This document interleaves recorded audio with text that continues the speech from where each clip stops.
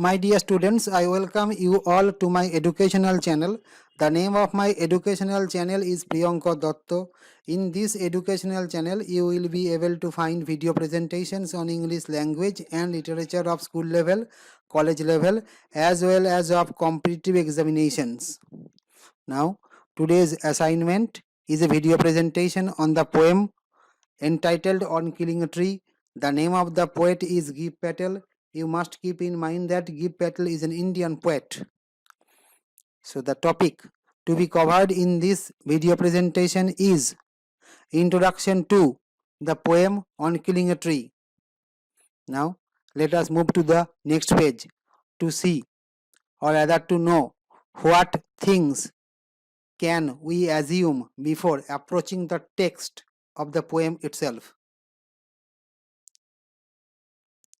I believe a work of art must be born in a state of inner necessity, observes Gib Patel about the motive behind this, the origin of a poem in particular. So, according to Gib Patel, there must be some purpose behind poetry writing, behind approaching, behind creating any work of art. So, when he has thought to write a poem entitled On Killing a Tree, he must have some purpose in mind. So, it is to know that purpose that we shall approach the text. So, before reading the poem itself, we should know that Gib Patel is not someone who thinks that art is for art's sake. He believes that art is for the sake of life itself. So, any sort of art, be it poetry, be it painting, be it sculpture, must have some attachment with art. It must try to make life better. Okay, so this is the kind of approach which Gib Patel has towards art. So, before going through the poem itself, it is better to come to terms with this kind of approach. Okay. Thus, according to him, a kind of pragmatism pervades any poetic output. This is what I have just explained to you.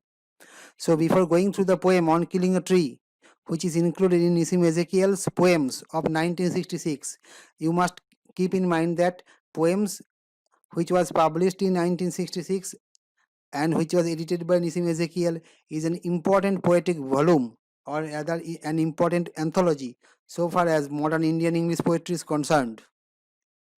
So, before going through the poem, a reader becomes curious to know the pragmatism which is at work behind its composition. So, what I have just tried to explain to you, that is the why he has attempted to write a poem entitled On Killing a Tree. Okay.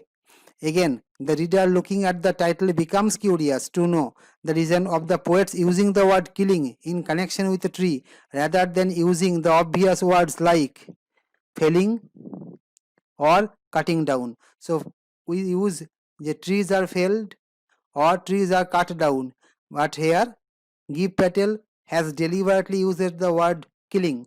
So, we use the word killing in connection with the destruction of human life, not the destruction of the life which a tree has. Okay, these curiosities make him or her, that is, they make the reader go through them, that is, go through the poem, and as expected, the text does not produce any disappointment so far as providing the answers to these questions is concerned.